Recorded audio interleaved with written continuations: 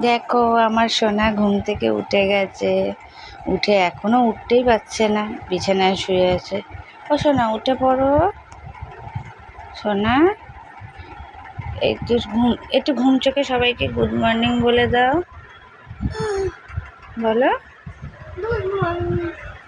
দেখো ঘুম ভাঙছেই না ওর।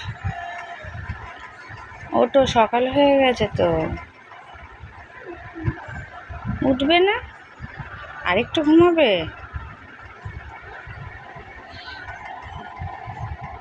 দেখো এখনো ওর চোখে ঘুম।